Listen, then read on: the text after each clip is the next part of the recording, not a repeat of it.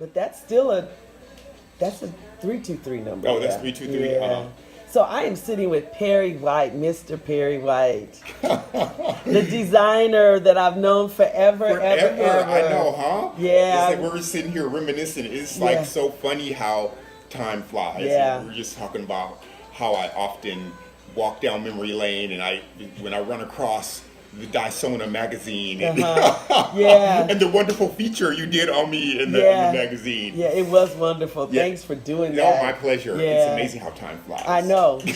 God, I don't even remember what year it was, but I'm going to look it up. I know. But I think it's going to be awesome. He's going to be a part of our show May 26th. Very excited at about the that. California African American Museum. So right. I'm here to just ask him a couple questions about his new collection, how he got started, and all that good stuff. I'm so glad you want to do this because it's 9 o'clock in the morning. Listen, it's my pleasure. It's my pleasure. Okay, wonderful. You called and I said, okay, let's do it. Good. So when did you decide this? When did you decide to be a designer? Oh my God, I didn't decide. It chose me, basically. Okay. My mom supported our family by taking in sewing. Okay. And I just mimicked what she was doing. Okay. I'd get her leftover scraps of fabric, sometimes a leftover piece of fabric that she was planning to use for something else. Did you get in trouble? And a couple times, and I was like, I don't know, I thought you were done with it. But yeah, I'd get her scraps and a needle and thread and go to town, and then as I got older, I mean, I can. This was like, at around the age of 6, 7 years old. She did that to keep me busy. So as time went on, I started making things for my cousins, people around the neighborhood, and then one day somebody said to me, "Oh, you're a fashion designer." I had no idea what that was. But once I went and found out what it was, I said, "Wow, that's exactly what I am." Yeah. And the rest is history. I mean, I Did you go to school? I think mentally I did. Okay. I graduated from Trade Tech. I went to Fashion Institute for a year, way back in '83, and it was $5,000 a year back then, and that was too much for me. But that was considered a lot of money. Right, it was. And then so I transferred over to Trade Tech, and I graduated from there. And I'm glad that I did, because I mean, they give the technical skills that you walk out of there with is much better. Yeah. Well, I went to FITM. In 80. Oh, 81. okay, all right. That was a long time ago. But I like their thing, their style. Well, that's what I loved about it too. Yeah. It was all about the aesthetic. Right. And they developed some great sketch artists over there, and the atmosphere is just more swanky. Yes. Love FITM. Yeah. So you went in 86? I went in 83. 83 is when I went there, and then I transferred over to Trade Tech. Yeah, exactly. So when did you know you found your signature style? I would say when I was actually still in school. Okay. And I went downtown to the fabric district, found some fabric that I liked, and went home, and my mom and I created a collection in our garage. Okay. And then I went over to Fred Siegel Melrose. Okay. And I showed it to the buyer. The buyer, I think, was Neil at that time. And he loved it. Gave me a 60-piece order. Wow. And I couldn't believe it. I was like, I went home and told my mom, showed her the order, and she cried. I mean, she was so... Geez. And so from that time, from that period forward, I knew that I loved mixing like a relaxed yet sophisticated vibe that could be dressed up, or you could dress it down. Okay. And that, I believe, in my mind, became my aesthetic, or my fashion style of designing. Well, other than your mother, who inspired you? Oh my God, so many people. The guy playing in the background, Prince. Yeah, that's right. Prince. I mean, I was able to do his musicology tour in 2004. Okay. I wardrobed him. I wardrobed his band members. But even from the early days, like even before, I was still in high school, and I would kind of like see him performing in his videos, and Michael Jackson and his performing in his videos. So they inspire me from a standpoint that, wow, here are these young black guys fully expressing themselves, and they're doing it on their terms, and that was the inspiration that they gave me. All I knew was I wanted to be like them, but in my field. Right. Yeah. Right. So a superstar, right, exactly. and that you are. So how long did it take you to get to that point? Oh, it was just it was. I'm still getting there. I'm still climbing. The journey is not over. Okay. But I believe that I was pretty much accepted in the industry early on, or maybe too ignorant to know that the difference. You know what I'm saying? Because from that Fred Siegel order forward, I just felt like I could do it on my own terms. I didn't have to wait for anybody. I didn't have to wait for big backing. Wonderful feeling. Yeah, exactly. So, because many people were saying, "Oh, I can't do it because I don't have a backer," or many people were saying, "I can't do it for whatever reason." Right. But going downtown, buying that fabric, taking it home, making the pattern. My mom made the samples, showing it to Fred Siegel, getting an order, and then us producing the 60-piece order in order. That showed me that there were no limits to what I could do, and I didn't need to wait for anybody to do it. Do what you have to do. Yeah. So that was my journey, and that's still my journey. Right. I'm still I'm still doing it on my terms. So who's your favorite client? I know your special clients was Prince and Michael and all those. Your lady on the street. Who is your lady on the street? I would say she has a great sense of self. She's very fashion forward. She loves to try. She's waiting for the next hot thing. Okay. She doesn't necessarily know what it is, but when she sees it, it's going to say, she's going to say, that's it, and hopefully I'm going to be the one to show it to her. Okay. Yeah. So is there an age range? There's no age range. No. I think it's more about the attitude of the individual. Okay. If you're in that mindset, and you're open-minded and you want to be, I don't like to use the word trendy. Okay. I like to use the word fashion forward. Okay. If you're fashion forward, then more than likely you're gonna appreciate and you can pull off my pieces. Right. Yeah. Right. What store do you think you would go in now? You said Fred Siegel. So who are you in the stores with now? Well, I'm doing mostly online. Okay. Right now, of course, we all know that retail is not what it once was. I know. How does that make you feel? I had a hard time with it in the beginning. But then I said, that's what life is all about. Life is all about progression and change. So it's not going to do me any good to fight against it, because that's not gonna make it go back to what it was. Right. So now it's all about finding your customer online. So I'm building that part of my business at this point in my career. I'm okay with it. Yeah. I mean, the retail. I mean, basically, in order to do business with a big retailer, you give away your profit. I'm not in business to give away my profit. How can I be in business if I don't make money? Right. And they realize that unless they get the product for so dirt cheap that allows them to make a small margin on it, then they can't stay alive. Well, that doesn't leave me room to make any margin. That is true. So I'm okay with it at this point, but I had to learn that the hard way. Right. And what was that? That was because I went through a whole lot. I did R&B, which was a division of Wet Seal. I did the Marciano division of Guess, a BB, and I was doing private label with all of these companies. They would come to me, select pieces from my collection. I would manufacture it and ship it to them. they would get the glory, but I was making a really, really nice profit off of all that. Well, when the market went bad, and then we know BB is closing all of their stores, R&B has closed, Marciano is struggling. But then I spent all of that time facilitating them, but I wasn't building Perry White. I see. So what it's taught me is no matter what, I need to focus on my brand. It's all about branding at this stage in the game. So it's not about flipping back and forth.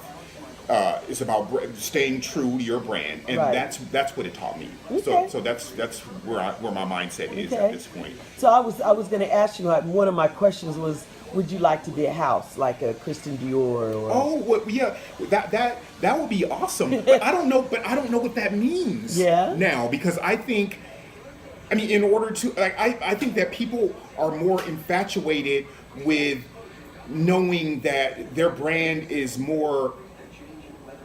has a certain target base. I'm not sure that big, huge, grand companies like that are really, I mean, they have to really work in order to keep that staff. I mean, they spend millions and millions and millions of dollars in advertising every year. Yeah. Whereas a smaller company can, collaborate with some influencers, or you get the right celebrity to wear it, and you're getting maybe as much attention, if not more, as some of the big companies. True. So I don't really know what that means anymore. I love the question. You've given me something to think about. So if Christian Dior, let's just say they would want you to be the house designer, I would jump at that. Heck yeah, right? There's no doubt about that. Yeah, that's pretty awesome, I think. Oh, yeah, so absolutely. hopefully in the future. Yeah, absolutely. Didn't mean to blast that. But No, that's okay. I'm all right with it. What type of magazines? I know you said one of your designs was pulled for one of the magazines that you're featured in. What magazines do you like right now? I'm really... Because they're kind of going away as well. Yeah, they are. So what type of magazine would you like to be featured in now, since magazines are pretty much going away? Everything is online, though. Everything is online. I'm really loving the underground magazines. Okay. I wish Dyson would come back. I'm working on it. I love my magazine. Yeah. I mean, but I mean, things like Nylon, which that I was featured recently. In one of their issues. I love paper magazine. So I really love the ones that don't have the biggest names. But even though I love Vogue. Yeah. I've been featured I was featured in Vogue several times. Okay. So I mean, I really love the fashion, all of the fashion publications. Okay. I love, but the underground magazines have a special place in my heart. Because I think they're fresher and more original, and they don't have to play by that rigid set of rules that some of the big ones. Right. That is true. That is true. Now, fashion shows. I mean, I'm just so excited that you're going to be a part of my show. Woo, I'm excited too. I'm so excited that you invited me to be part of it. So, do you normally do runways? I do. Sometimes I do group shows. I haven't had my own show in a while, just because business has changed so much. But I am planning that. I do more, pop-ups, or I feature things in other people's stores or fashion shows. I see. So that's kind of like a much easier and even a less costly way to go. At this stage in the game. Yeah. So your son, I'm excited to hear about you and your son collaborating and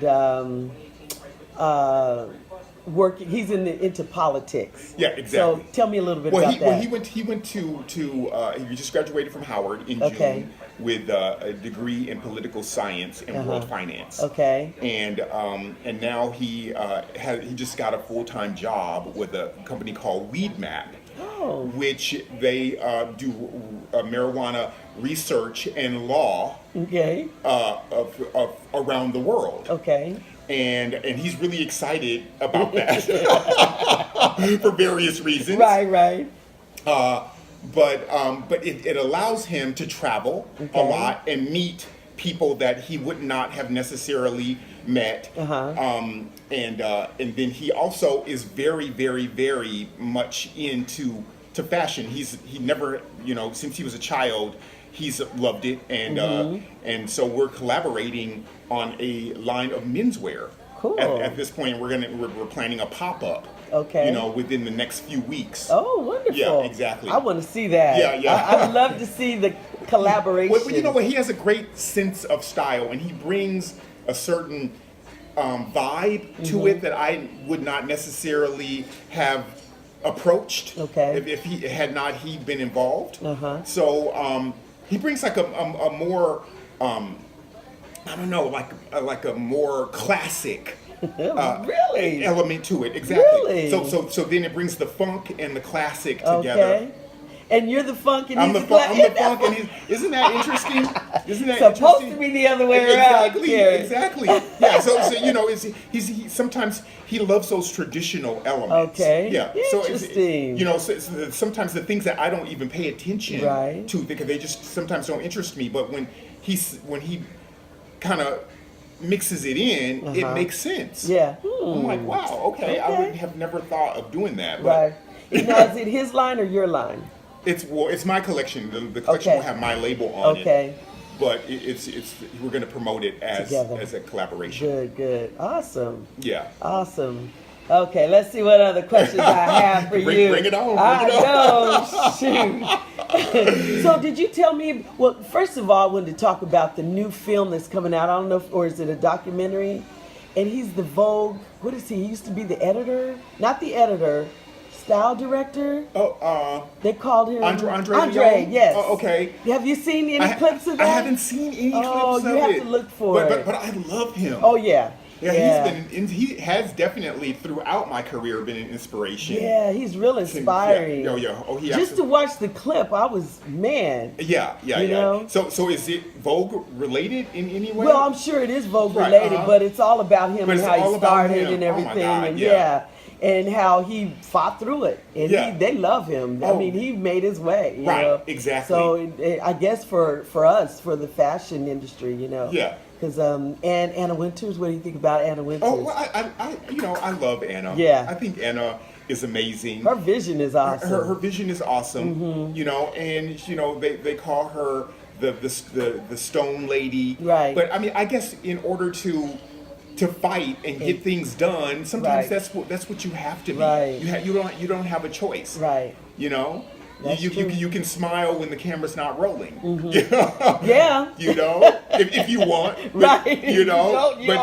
But you do what is necessary in order to get the job done. So the models nowadays, the Jenner girls doing really good. Oh yeah. Is there any fashion celebrity models that you'd like to style for? That's a good question. I love seeing celebrities wear my things. It makes my product more visible to the masses. Right. But I would love to do more black women in film. Okay. Rather than the models. I got Kerry Washington, Ava DuVernay. I mean, people like that. Right. Even like you said, people behind the scenes, Shonda Rhimes. I mean, you see her wearing something and it's hot, and then she says, "Oh, it's paired." Right. You know what I'm saying? So I think that I would like to do more in that category than the high fashion models. Okay. Well, I guess I don't have anything else to say other than where is your future, other than your collaboration with your son. What are you doing for your future? Well, I think for the future, I mean, I'm definitely building my online presence. I think that is the future. That is the future.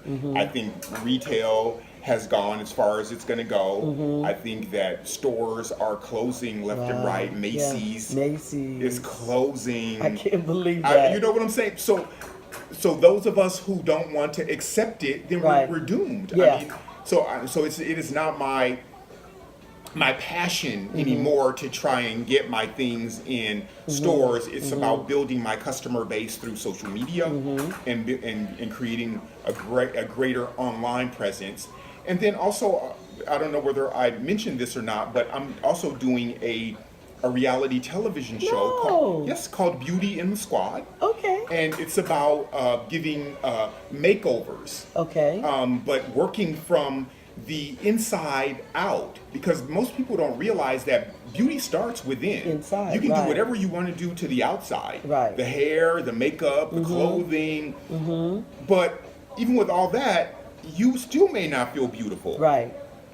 So we're going to be bringing in the necessary, whether it's a psychologist, whether it's medical doctors, because maybe that person has some medical issues. Right. Whether it's, a dentist, maybe, whatever the case may be, it's all about working and counseling that person to find out what their issues are that has prevented them from feeling that they are as beautiful as the world may see them. Right. That's awesome. And yeah, because that's really what it is. And when is that going to?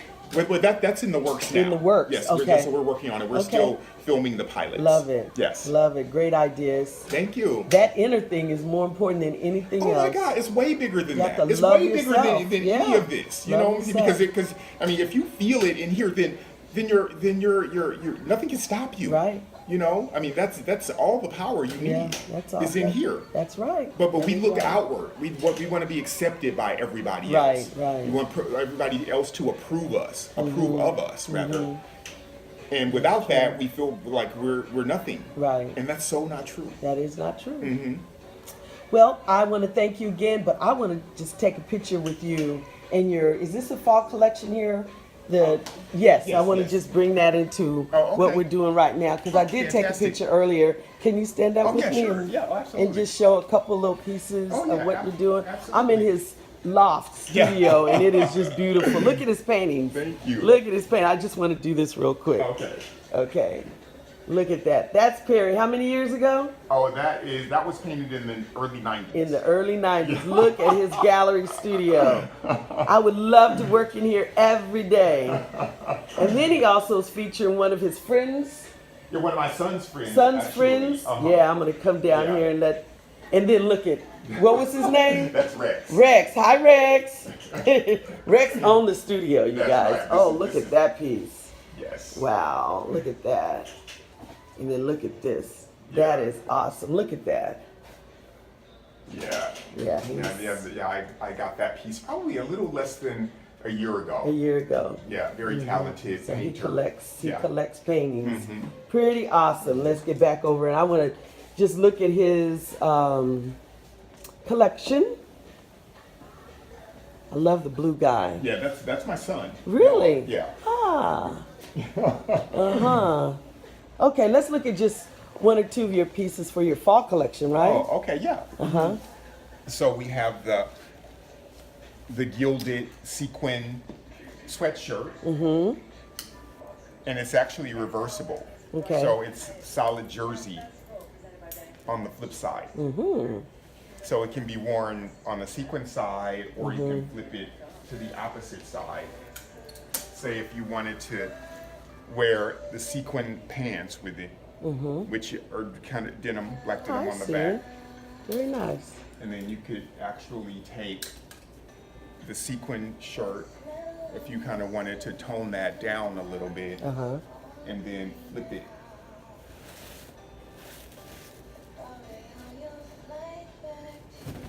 And then you have like a solid top to go over the pants.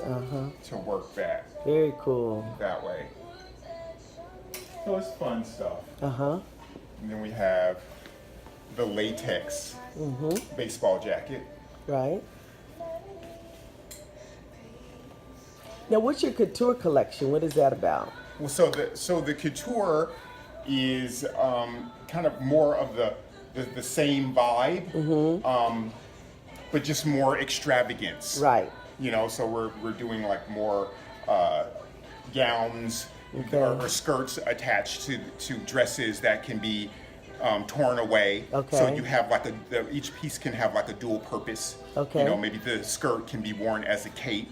You know, detachable sleeves that can be moved away from the dress. Okay. You know. So you guys have to come to the show. You have to come to the show to see couture that. Yeah, collection. exactly. That's right. Come to So the show. that's check right. It out. All right. May 26th at the African American Museum, Dysona Theatrical Art and Fashion Show. And we're going to have this on Dysona Talk magazine, so you can find that on the YouTube channel. Signing off. Thank you, Perry. Thank you, Donna. Love you. Love you too. Okay. Thank you so much.